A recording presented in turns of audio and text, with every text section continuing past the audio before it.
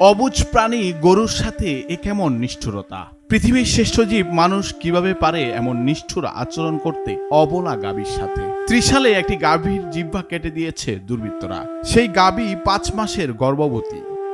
Call জিব্বা তার মা লাইট লিয়ে গলিত গেছে, গলি যায় দিয়ে যে গায়ে রক্ত গলি ভাসে গেছে। জিহ্বা কেটে যাওয়ায় যন্ত্রণায় কাতর গাভীটি, চোখ দিয়ে শুধু অশ্রু ঝরে। হয়তোবা বিধাতার কাছে মানুষের নামে অভিশাপ দিচ্ছে। দুর্বৃত্তরা জিহ্বা কেটে দেওয়ায় আগের মতো খেতে পারে না গাভীটি, তাই ক্রমশই দুর্বল হয়ে পড়ছে গরুটি। প্রতিনিয়ত চোখ দিয়ে অঝরে ঝরছে পানি। গরুর জিহ্বা কেটে দেওয়ার ঘটনায় এলাকায় ব্যাপক চাঞ্চল্য ও ক্ষোভের সৃষ্টি হয়েছে। গত 14 অক্টোবর দিবাগত রাতে বৈলর ইউনিয়নের নামাপাড়ার খামারি হরমুজালির গোয়ালঘরে থাকা গাভীটির জিহ্বা কেটে বালতিতে রেখে যায় দুর্বৃত্তরা।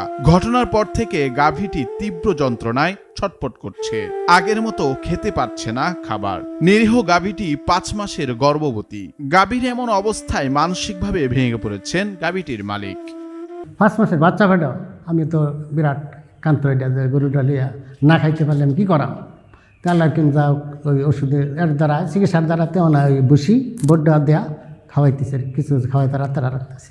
প্রাণীটির প্রতি এমন নিষ্ঠুর আচরণে এলাকায় ক্ষোভের সৃষ্টি হয়েছে। অসুস্থ গরুটিকে দেখতে ভিড় করছেন লোকজন। ঘটনার বিচার দাবি করেন তারা। যেদিন ঘটনাটা ঘটে সেদিন রাত প্রায় 10:30 বাজে। এই কে বা কারা গরু জিব্বাটি কেটে ফেলেছে, তো শত্রুতা থাকলে চাচার সাথে থাকতে পারে। তো গরু জিব্বাটি কাটা হয়েছে, গরুটি হচ্ছে 5 মাসের গাভীর। বিচার চাই না, বিচার চাইলে তো দেখতে পাচ্ছি না কেটা কাটছে, যে কাটছে আর বিচার চাই। তো বিচার চাই আমরা। এরকম একটা ঘটনা যে ঘটলো, এরকম ঘটনা আমি আর কোথাও শুনি নাই, দেখিও নাই। ঘটনাস্থল পরিদর্শন করেন উপজেলা প্রাণী সম্পদ কর্মকর্তা। গাভীটির সঠিক চিকিৎসা দিয়েছেন তিনি। ম্যানেজমেন্ট, খাওয়ানোর সিস্টেম সব বুঝিয়ে দিয়ে আসা হলো। এর পরবর্তীতে আমরা সকাল বিকাল মনিটর করা হচ্ছে যে এখন গরুটার কী অবস্থা। এখন আল্লাহর মতো অনেকটাই ভালো, আশা করে যাচ্ছে তার যত্ন এবং পরিচর্যা ভালো পেলে সে, যেহেতু তার প্রেগনেন্সি টাইমটা ভালো পার করতে পারবে আশা করছি। ঘটনার দুঃখ প্রকাশ করে সকলকে মানবিক হওয়ার আহ্বান জানান উপজেলা কর্মকর্তা। পাশাপাশি গরুর মালিককে আর্থিক সহায়তার কথা জানান উপজেলা নির্বাহী কর্মকর্তা। সংশ্লিষ্টরা বলছেন, উপজেলা লাইভস্টক অফিস থেকে তাকে সব ধরনের সহযোগিতা করা হচ্ছে, চিকিৎসা সহ অন্যান্য যাবতীয় সহযোগিতা করা হচ্ছে। এরপরেও যদি উনি আমাদের কাছ থেকে অন্য কোনো সহযোগিতাও এক্সপেক্ট করেন, সেটাও আমরা চিন্তা করবো না কীভাবে করা যায়।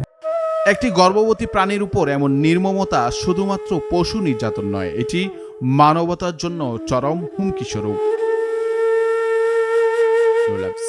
বৈশাখী সংবাদ।